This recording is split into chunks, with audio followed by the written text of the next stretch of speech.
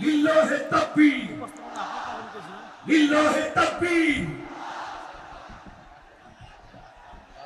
যশোরের স্মার্ট ছেলেরা, এই যে আমি যাদেরকে দেখতে পাচ্ছি, all are the Gen Z of Jessore.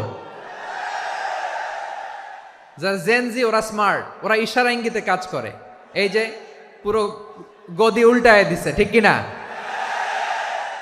24-এর ছাত্র নাগরিক অভ্যুত্থান আমাদের দেখিয়ে দিচ্ছে কিভাবে চোখের ইশারায় গদি উল্টে দিতে হয়।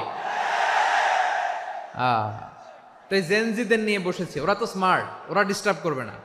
মেহরবানি করে আমার সাথে কানেক্ট করো, 1 to 1, brain to brain, eye to eye contact করো আমার সাথে। তাকাও, কষ্ট হলো আমার দিকে তাকাও, আওয়াজ করা যাবে না, আমার দিকে তাকাও।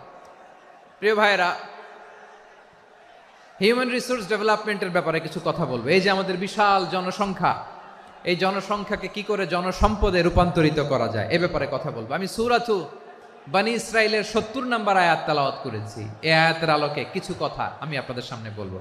আল্লাহ তাআলা ইরশাদ করছেন, ওয়ালাকাদ কাররামনা বনী আদম ওয়া হামালনাহুম ফিল বাররি ওয়াল বাহরি ওয়া রাযাকনাহুম মিনাত তাইয়্যিবাত ওয়া ফাদ্দালনাহুম আলা কাসীরিম মিম্মান খালাকনা তাফদীলা। পড়েন আল্লাহু আকবার। রব্বুল আলামিন বলেন, ওয়ালাকাদ কাররামনা বনী আদম, আমি বনী আদমকে সম্মানিত করেছি, বনী আদমকে মর্যাদা দিয়েছি। ওয়া হামালনাহুম ফিল বাররি ওয়াল বাহর, বনী আদমকে জলে স্থলে, স্থলে এবং সমুদ্রে চলাচলের বাহন দিয়েছি। ওয়া রাযাকনাহুম মিনাত তাইয়্যিবাত, তাদেরকে পবিত্র রিজিকের বন্দোবস্ত করেছি। ওয়া ফাদ্দালনাহুম আলা কাসীরিম মিম্মান খালাকনা তাফদীলা, আর আমি আল্লাহ যাদেরকে সৃষ্টি করেছি তাদের মধ্য থেকে বনী আদমকে আমি শ্রেষ্ঠ বানিয়েছি।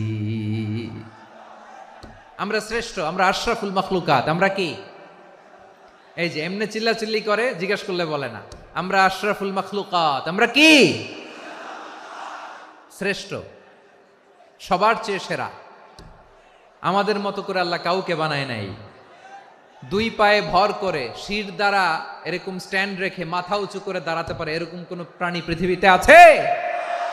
এজন্য আল্লাহ বলেন, ওয়ালাকাদ কাররামনা বনী আদম, আমি বনী আদমকে সম্মানিত করেছি, তাদেরকে আমি মর্যাদা দিয়েছি। তাদেরকে আমি যত মর্যাদা দিয়েছি আমার কোন সৃষ্টিকে এত মর্যাদা দেই নাই। পড়েন সুবহানাল্লাহ। I have dignified the status of the sons of Adam. আদমের সব সন্তানের মর্যাদা আমি বাড়িয়েছি। আল্লাহ এখানে বলেননি ওয়ালাকাদ কাররামনাল মুমিনিন, আমি মুমিনের মর্যাদা বাড়িয়েছি, বলেছেন? আল্লাহ এখানে বলেন নাই ওয়ালাকাদ কাররামনাল মুসলিমিন, আমি মুসলিমের মর্যাদা বাড়িয়েছি। আল্লাহ বলেছেন ওয়ালাকাদ কাররামনা বনী আদম, আমি বনী আদমের সম্মান বাড়িয়েছি। হোক সে মুমিন কিংবা কাফের, মুসলিম কিংবা মুশরিক, আস্তিক কিংবা নাস্তিক, আরব কিংবা অনারব, যেই হোক না কেন, আদম সন্তান সবগুলার মর্যাদা বাড়ায় দিয়েছে কে? সবার মর্যাদা আল্লাহ বাড়িয়েছে। মানুষ হিসেবে মর্যাদা। বিশ্বনবী সাল্লাল্লাহু আলাইহি ওয়াসাল্লাম ইহুদির লাশ দেখে দাঁড়িয়ে গেলেন। কার লাশ? আমার যশোরের ভাইয়েরা আওয়াজ করে বলুন, কার লাশ? ইহুদির লাশ দেখে দাঁড়ায় গেলেন। সাহাবারা বললেন, ইয়া রাসূলুল্লাহ, আপনি দাঁড়ালেন যে, এটা তো ইহুদির লাশ। বিশ্বনবী বললেন, আওয়ালাইসাত নাফসান, এটা কি মানুষ নয়? এটা হোক ইহুদি হোক খ্রিস্টান, এটা তো মানুষ। আমি মানুষ দেখে দাঁড়িয়েছি। আই স্যালিউট দ্য হিউম্যানিটি, আমি মানবতাকে সম্মান করেছি। পড়েন সুবহানাল্লাহ। তাহলে এই জমিনে মানুষের মর্যাদা বেশি। হোক আস্তিক, হোক নাস্তিক, হোক মুমিন কিংবা কাফের, আদমের সন্তান হলে, মানুষ হলেই তার মর্যাদা বাড়িয়েছে কে? আমার কলিজার টুকরা যশোরের ভাইয়েরা, মানুষের মর্যাদা আল্লাহ এত বাড়িয়েছেন, মানুষ জীবিত থাকলেও যেমনি মর্যাদাবান, মরে গেলেও মর্যাদাবান। সুবহানাল্লাহ পড়েন। মানুষ মরে গেলে এই ডেড বডিটা কি হয়? পচে যায়, গলে যায়, মাটির সাথে মিশে যায়। তাই বলে আপনি ডেড বডির সাথে যাচ্ছে তাই করতে পারবেন না। পারবেন? কেউ যদি অন্যায় করে, তাকে যদি আপনি শাস্তির আওতায় আনেন, যা মনে চায় করতে পারবেন না। তারা আগুন দিয়ে পোড়াতে পারবেন না, নাক কাটতে পারবেন না, কান কাটতে পারবেন না, অঙ্গ বিকৃতি করতে পারবেন না। কারণ মানব জাতির মর্যাদা স্বয়ং দিয়েছে কে? ডেড বডি পচে যাবে, গলে যাবে। তারপর ইসলাম বলে না, খবরদার, এই মরা লাশটারও একটা মর্যাদা আছে না নাই? ইসলাম বলে এই লাশটা গলে যাবে, পচে যাবে, কিন্তু এটার অমর্যাদা করো না। কর্পূর দিয়ে, খেজুর পাতা দিয়ে এটাকে ওয়ার্ম ওয়াটার দিয়ে, গরম পানি দিয়ে ধৌত করো, সাদা শুভ্র ধবধবে কাপড় দিয়ে লাশটাকে তুমি কাভার করো, তারপরে খাটিয়ার মধ্যে লাশটাকে রেখে বিশাল একটা প্রোগ্রাম করো, একটা ফিউনারাল প্রোগ্রাম করো। ওই প্রোগ্রামের ডানে বায়ে পেছনে লাশটারে রাখলে হবে না, প্রোগ্রামের একেবারে সামনটাতে তুমি লাশটাকে রাখো। সুবহানাল্লাহ। একটা ফিউনারাল প্রোগ্রাম করতে হবে, তাকে শেষ বিদায় জানাতে হবে, যেটাকে আমরা জানাজা বলি। কি বলি? জানাজা মানে মাইয়েতের জন্য দোয়া, তার জন্য দোয়া করা হয়, তাকে একটা সিস্টেমেটিক অর্ডারে কবরে রাখা হয়, সুন্দরভাবে সেটাকে কবরস্থ করা হয়, মাটি দেয়া হয়, পানি দেয়া হয়। তার মানে মরে গেলেও মানুষের সম্মান বাড়ায় দিয়েছে কে? এজন্য আল্লাহ বললেন ওয়ালাকাদ কাররামনা বানি আদম, বনি আদমের সম্মান মর্যাদা আমি আল্লাহ বাড়িয়ে দিয়েছি। মানুষের সম্মানে তুমি কখনো আঘাত করো না, ঠিক কিনা? তাহলে ভাই, প্রথম মেসেজ হচ্ছে, the first and foremost message tonight to the people of জাসর। আল্লাহ বলেন, I have dignified the status of son of Adam. আমি বনি আদম সবার মর্যাদা বাড়িয়ে দিয়েছি, হোক আস্তিক নাস্তিক, হোক কাফের কিংবা মুশরিক, তার মর্যাদা বাড়াই দিছে কে? যখন বন্যা হয়, আমরা ত্রাণ নিয়ে যাই, আমরা শুধু মুসলমানদেরকে ত্রাণ দেই নাকি? হ্যাঁ, আমরা মুসলমানকেও দেই, অমুসলমানকেও দেই, হিন্দুকেও দেই, বৌদ্ধকেও দেই। যেখানেই মানবতা বিপন্ন, সেখানে ইসলামের হেল্পিং হ্যান্ড আছে না নাই? সুবহানাল্লাহ। কি দিন আমরা পেয়েছি, কি বিধান আমরা পেয়েছি। ওয়ালাকাদ কাররামনা বানি আদম, আমি বনি আদমকে সম্মানিত করেছি। এরপর আল্লাহ বললেন ওয়া হামালনাহুম ফিল বাররি ওয়াল বাহর, মানুষকে স্থলে এবং সমুদ্রে চলাচলের বাহন আমি দিয়েছি। স্থলে কিভাবে চলবে, জলে কিভাবে চলবে, এই বাহনের ব্যবস্থা করেছে কে? এই জেনজি, এই স্যামড়া, ইরাম করতেছো কিসের জন্য? হ্যাঁ, ইরাম করলে চলবি? হ্যাঁ, বস বস বস বস। আওয়াজ করতেছো কেন? দিবা না, কথা বলতে দিবা না আমাকে? তো এইটা বুঝি তোমাদের ভালোবাসার নমুনা? তোমাদের ভালোবাসার কারণে যদি আমি কোথাও দাঁড়াতেই না পারি, কোথাও বসতে না পারি, কোথাও দুটা কথা বলতে না পারি, এই ভালোবাসা দিয়ে কি হবে আমার? বরং ঘামতে ঘামতে ঘর্মাক্ত হব, রক্তাক্ত হব। কিন্তু সেন্ট্রাল থেকে, সেন্ট্রালি যে ইনস্ট্রাকশন আসবে, সেই ইনস্ট্রাকশনের এক চুল আমরা ডানে বায়ে যাব না। এইটা গণজাগরণের জন্য এইটা দরকার, ইসলামী বিপ্লবের জন্য এইটা দরকার। তো আধা ঘন্টা ধরে যদি তোমাদেরকে থামানোই না যায়, এই লস্কর দিয়ে আমি কি করব? আল্লাহর ওয়াস্তে নো নো নো স্লোগান, চুপচাপ একেবারে আমার দিকে তাকাও।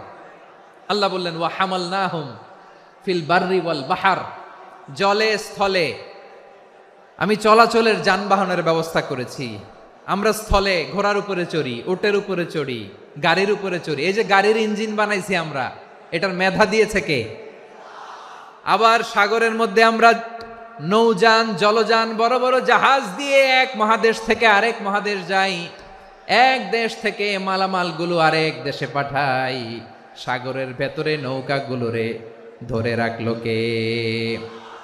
ওয়াল ফুলকিল্লাতি তাজরি ফিল বাহরি বিমা ইয়ানফাউন নাস, মানুষের উপকার আছে এরকম সরঞ্জামাদি নিয়ে সাগরের উপরে বিশাল বিশাল জলযানগুলো চলে। এগুলো ডুবে যায় না, কাত হয়ে যায় না, পড়ে যায় না। এগুলোকে স্থিতিস্থাপকতাকে ঠিক করে রাখলো কে? আপনারা জাহাজ দেখেছেন? জাহাজ, হ্যাঁ, বাড়ি চট্টগ্রাম হইলে দেখতে পারতেন। দেখছেন? বিশাল বিশাল জাহাজ, বিশাল জাহাজ মালামাল নিয়ে এক মহাদেশ থেকে আরেক মহাদেশে যায়। গত মাসে আমার জাপান সফর ছিল। এই যে বাংলাদেশে যে গাড়িগুলো চালান, বেশিরভাগ গাড়ি আসে কিন্তু জাপান থেকে। হাজার হাজার গাড়ি একটা জাহাজ বহন করতে পারে, হাজার হাজার গাড়ি। এটারে সাগরের মধ্যে ভাসাইলো কে? সবাই বলুন, ভাসালো কে? হাজার হাজার গাড়ি নিয়ে জাপানিজ গাড়িগুলো আমাদের চট্টগ্রামের এয়ারপোর্টের বন্দরে ভিড়ে। যুক্তরাষ্ট্রে আমি দেখেছি বিশাল বিশাল জাহাজ। আপনারা টাইটানিক জাহাজের নাম শুনেছেন? টাইটানিকেরও 8 গুণ 10 গুণ বড়। সুবহানাল্লাহ কইবেন না? টাইটানিক জাহাজের 8 গুণ 10 গুণ বড় একটা জাহাজ আছে, আইকন অফ দ্য সি, আমি দেখে এসেছি। রয়্যাল ক্যারিবিয়ান দেখে এসেছি। সাগরের সামনে জেটিতে যখন দাঁড়ালাম, জাহাজটা যখন যায়, আমার মনে হচ্ছে একটা শহর, গোটা শহর, the entire city is floating on the water. পুরো একটা শহর মনে হয় পানির উপর দিয়ে ভেসে যাচ্ছে। পড়েন সুবহানাল্লাহ। এই যে আইকন অফ দ্য সি, এই ক্রুজ, এই জাহাজটা, এটার ভিতরে স্টেডিয়াম আছে। কিসের ভিতরে স্টেডিয়াম? কথা বুঝে নাই বোধহয়। স্টেডিয়াম কিসের ভিতর? সুইমিং পুল আছে, শপিং মল আছে, রেস্টুরেন্ট আছে, ক্লাব আছে, 3000 4000 রুম বিশিষ্ট, কক্ষ বিশিষ্ট হোটেল আছে। এই সবগুলোর নিয়ে এগুলো চলে সাগরের এই দোলার মধ্যে, জলোচ্ছ্বাসের মধ্যে, এই সাগরের ভেতরে এই জাহাজগুলোর ভাষায় রাখছে কে? সূরাতুর রহমানে আল্লাহ তাআলা বললেন, ওয়ালাহুল জাওয়ারিল মুনশাআতু ফিল বাহরি কাল আ'লাম ফাবিআইয়ি আলা, সবাই পড়েন, ফাবিআইয়ি আলাই রাব্বিকুমা তুকাযযিবান। পাহাড় সম বড় বড় জাহাজগুলো মাল বোঝাই করে সাগরের মধ্যে ভেসে বেড়ায়। এগুলো দিয়ে মালামাল বহন করা যায়, মানুষরা এক দেশ থেকে আরেক দেশে যায়। এই জাহাজগুলোর সাগরের ভেতরে ভাসায় রাখলো কে? এই আয়াতের ভেতরে আল্লাহ তাআলা সূরাতু বানী ইসরাঈলের এই চমৎকার আয়াতের ভেতরে আল্লাহ তাআলা বেসিকলি মানব জাতির প্রতি তার 4টি স্পেশাল অনুগ্রহের কথা বলেছেন। কয়টি? 2টা বলে ফেলছি। 1 নাম্বার, ওয়ালাকাদ কাররামনা বানি আদম, আমি বনি আদমের সম্মান বাড়াইছি। নাকি মুসলমানদের? নাকি মুসল্লিদের? কার সম্মান বাড়িয়েছি? বনি আদমের। তাহলে human dignity, the first part of the verse talks about the human dignity. 2 number অংশ আল্লাহ তাআলা বললেন, ওয়া হামালনাহুম ফিল বাররি ওয়াল বাহর, স্থলে এবং সমুদ্রে আমি তাদের জন্য চলাচলের বাহন দিয়েছি। সুবহানাল্লাহ।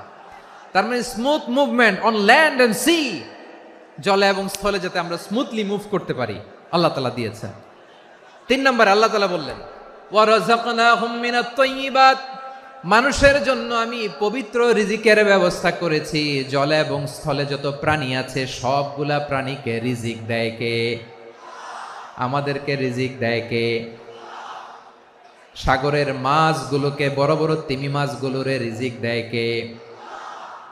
বাতাসের মধ্যে ভেসে বেড়ানো বড় বড় পাখিগুলো, স্ক্যান্ডিনেভিয়ান কান্ট্রি থেকে লক্ষ লক্ষ কোটি কোটি পাখিগুলো যে এক দেশ থেকে আরেক দেশে ট্রান্সফার হয়, এগুলোর রিজিক দেয় কে?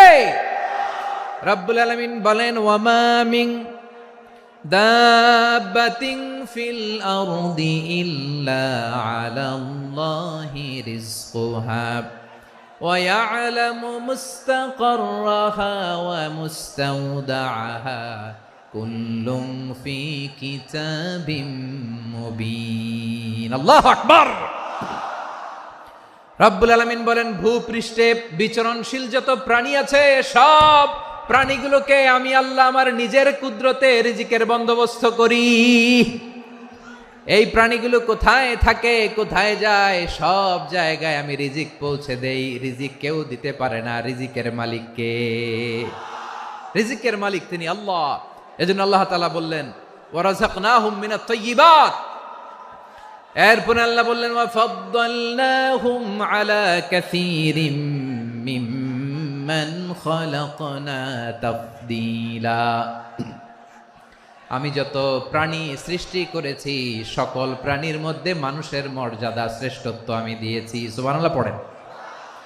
তাহলে 1 নম্বরে আল্লাহ বললেন, আমি বনি আদমের মর্যাদা বাড়ালাম। এরপরে বললেন, স্থলে এবং সমুদ্রে চলাচলের জন্য যানবাহন দিলাম। 3 নম্বরে আল্লাহ বললেন, পবিত্র রিজিকের ব্যবস্থা করে দিলাম। এরপরে আল্লাহ বললেন, যত প্রাণী আছে, সৃষ্টি আছে, সবগুলার উপরে আমি মানুষকে শ্রেষ্ঠত্ব দিলাম। সুবহানাল্লাহ। তাহলে সবচেয়ে বেশি শ্রেষ্ঠত্ব মানুষের। কার? মানুষের। শুধু তাই নয় প্রিয় ভাইরা, আকাশ এবং জমিনে যা কিছু আছে সবকিছু মানুষের জন্য, মানুষের কল্যাণে, মানুষের প্রয়োজনে, মানুষের বশীভূত করে সৃষ্টি করেছেন কে? রব্বুল আলামিন বলেন হুয়াল্লাযী খালাকা লাকুম